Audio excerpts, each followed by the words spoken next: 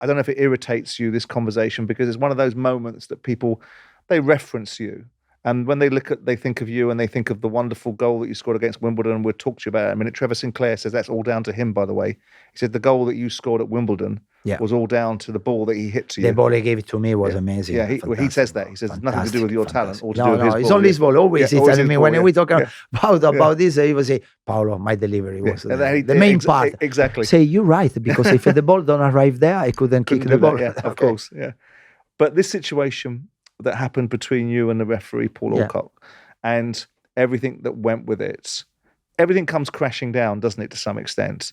You know, you've moved from Celtic, you're at Sheffield Wednesday, you're in the Premier League, you're in the big league now in English football, all that goes with it. It's going moderately well for you.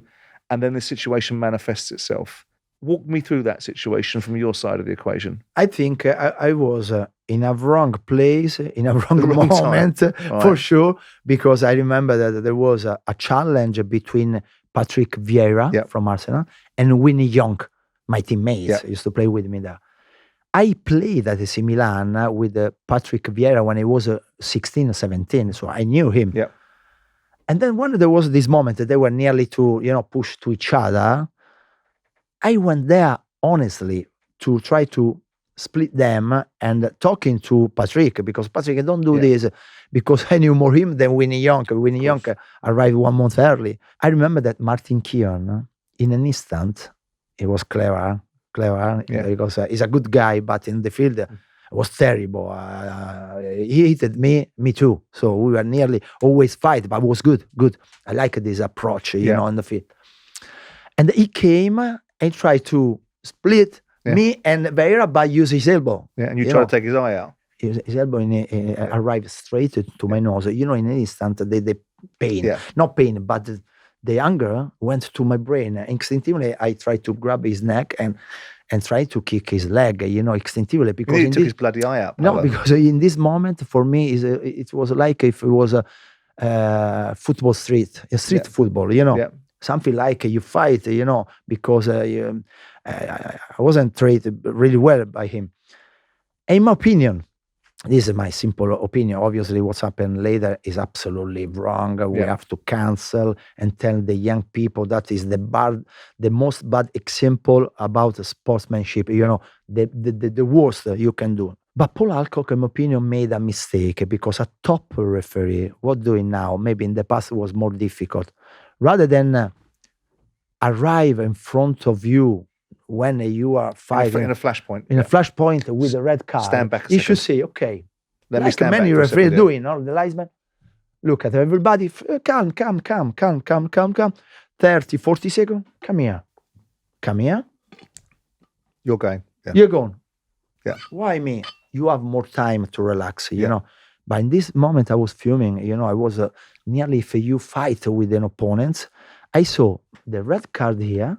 I remember I was with Keown or Nigel Winterford. You remember? Yeah, I saw. Came close to me. He said, "You're Italian, Fangu." Or many bad words I can't say here, maybe obviously.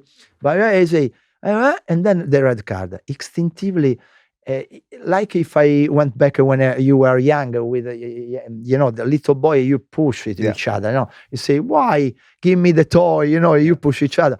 So I push like if it wasn't fair, in my opinion. Straight away say, "Oh, fuck, go away."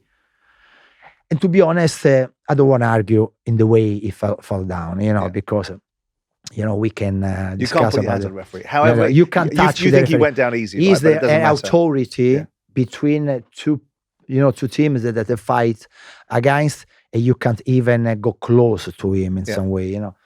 It was wrong, was bad. And I remember that since that moment in the dressing room, in a shower, the responsible for technical area from Sheffield Wednesday came to me and say, "Run away to Italy." I couldn't understand. I say, "What it means? You must run away. Go to London airport. Go to Italy." Why? Because in the next few weeks you don't have you can live in here. But I couldn't imagine this reaction, to be honest. But minute by minute, I started to realize, the rumors, or the problems, the media. And I say, oh my God, maybe, yes, I did something really wrong, but I couldn't imagine so big, probably I didn't understand, The scale of exactly it. the scale of What do you think of? decision. I mean, I do a show with Keon every week, and he drives me insane. What do you think of Martin? Because Martin He's was a in good your guy. face, and that's the flashpoint, isn't it? I, That's the flashpoint Yeah. that you're going to get. You've got yourself into a situation and a confrontation, but that's the point where everything, goes explodes, doesn't it? From that point on. Yeah, but can happen, But I remember that was the first also confrontation between me and Keon, because it was my first, the start of the second season. The start of the second season at Sheffield. So we didn't have a lot of problem before. But since that moment, we had a problem forevermore, yeah. many times. But it was good because he's a good guy. Yeah. But he's a competitor. He's a good, tough guy. He used to fight, challenge with his physical presence, And Do you ever listen to him as a pundit? Because he talks rubbish, doesn't he? Yeah, what? Do you ever listen to Martin as a pundit? No, he's good. Do you think? You think he's rubbish? I do, yeah. No, he's a good Not guy. really, He's a Martin. good. No, but I met him. I remember a few years ago in a European. No, he's a good guy. I'm UEFA, teasing. I'm teasing. Yes. No, he's a good guy. But I Very remember. serious. Yeah, Martin's very serious. Always a Yeah. serious face. It's true. Every time I remember in the tunnel, we used to look at each other because he's taller than me. Like he was looking at me like, today we enjoy the challenge. I remember that the Arsenal physio used to talking to Colin Lewin. our physio. And then I remember that he came to me and say, listen, my colleague is there. So, Keon hate you. he can't accept to see you on the field. He want to fight you. I can't wait. I remember when I scored the goal, I was enjoying against him. When I chipped the ball over his head, he went mad. He went around Upton Park. I don't remember. It was a good moment. I think a good goal, and doing it against a tough defender, and a very good defender like him, was even more important. Did you think the penalty for the offence that you did was fair? Did you? Because you always have this sense of injustice. Did you think it was fair? Can I tell you? If I think as a footballer, I'm selfish. I think too much. Maybe 3 matches were okay, but it's not fair. I have to think about a sportsman now. Yeah. I think, I don't know, 11, 10, 12. Maybe it was the right right message to send, not only to me, to others. Yeah, and say, you can't do this. You can't do this because it's absolutely really wrong. If we compare this accident with a bad challenge, 3 match, you don't send a real and equal message.